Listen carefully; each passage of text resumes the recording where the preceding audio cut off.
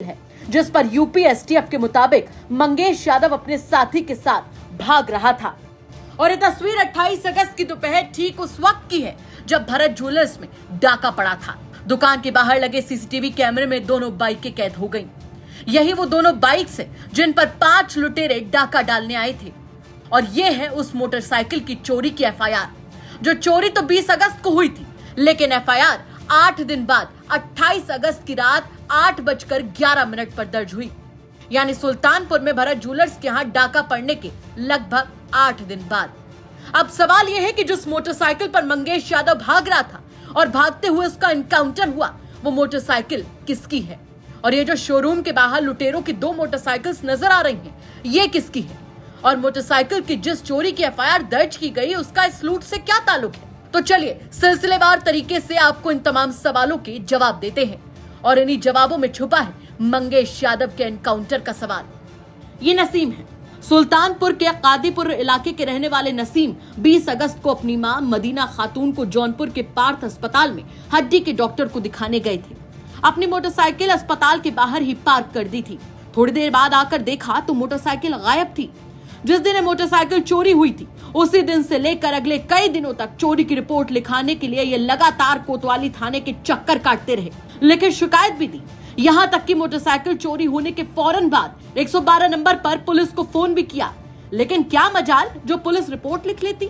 और कमाल देखिए, जब इन्होंने उम्मीद छोड़ दी तब खुद पुलिस वाले घर पर दस्तक देते हैं और बड़ी इज्जत से कहते हैं, चलो तुम्हारी मोटरसाइकिल की चोरी की एफआईआर लिख लेते हैं।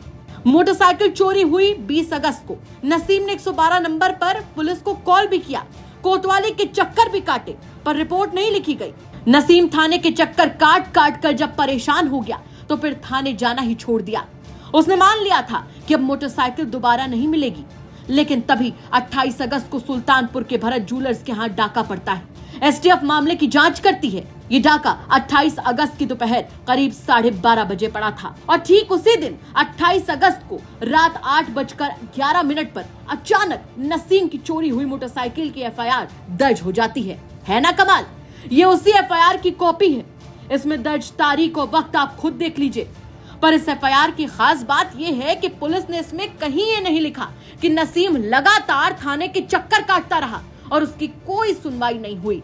एफआईआर में सीधे सपाट बस यही लिखा गया कि 20 अगस्त की दोपहर 2 बजे मोटरसाइकिल चोरी हुई थी और अब उसका मुकदमा दर्ज कर लिया गया है।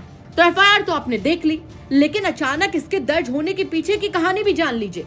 दरअसल सुल्तानपुर में हुई लूटपाट के बाद जौनपुर की पुलिस नसीम के घर पहुंची, फिर उसे अपने साथ ले गए। 28 अगस्त की पूरी रात नसीम पुलिस वालों के साथ था। फिर 29 अगस्त की दोपहर वो घर लौटा, लेकिन 29 अगस्त की शाम पुलिस फिर उसे अपने साथ ले गई और रात को छोड़ दिया।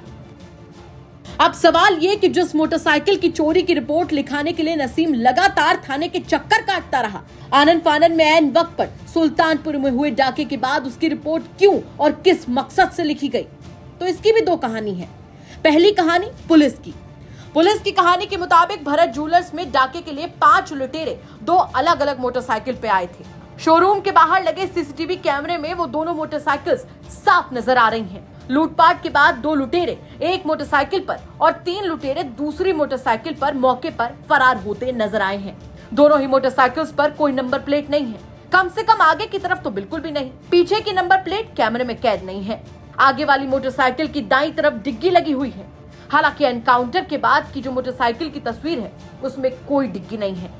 लिहाजा बहुत मुमकिन है कि लूटपाट के लिए इस्तेमाल किए गई मोटरसाइकिल में से एक मोटरसाइकिल वही हो जो 20 अगस्त को चोरी हुई थी, यानी नसीम की मोटरसाइकिल। अगर पुलिस की कहानी सही है तो इसका मतलब साफ है कि मोटरसाइकिल के इंजन और चेचिस नंबर के जरिए वो इसके मालिक यानी नसीम तक पहुंचे और फिर आनन फानन में 28 अगस्त की रात को ही मोटरसाइकिल की चोरी की रिपोर्ट दर्ज कर ली, जिसके लिए नसीम 8 दिनों से भटक रहा था। अब आइए एक बार फिर से उस बाइक पर नजर डालते हैं जिस पर भागते हुए मंगेश का एनकाउंटर हुआ था। ये वो बाइक नहीं है जो नसीम की थी, जो 20 अगस्त को जौनपुर के अस्पताल से चोरी हुई थी। नसीम की बाइक ग्रे कलर की है। ये वो बाइक है जो कि 28 अगस्त की दोपहर लूटपाट के दौरान शोरूम के बाहर आगे खड़ी हुई थी, जिस पर ये 2 लुटेरे लूट के माल के साथ भाग रहे थे। इस बात की पुष्टि खुद नसीम ने हमसे की। तो फिर सवाल ये कि एनकाउंटर में जो मोटरसाइकिल दिखाई गई वो किसकी है और क्या ये वही बाइक है जो सीसीटीवी कैमरे में शोरूम के बाहर कैद हुई और जिस पर ये 3 लुटेरे भाग रहे हैं? फिलहाल इस बारे में यूपी पुलिस खामोश है। अगर लूटपाट के दौरान सचमुच नसीम की ही बाइक का इस्तेमाल हुआ और उसी बाइक पर मंगेश यादव का एनकाउंटर, तो फिर सवाल ये कि क्या 20 अगस्त को जौनपुर के पार्थ अस्पताल से मंगेश यादव ने ही नसीम की मोटरसाइकिल चुराई थी?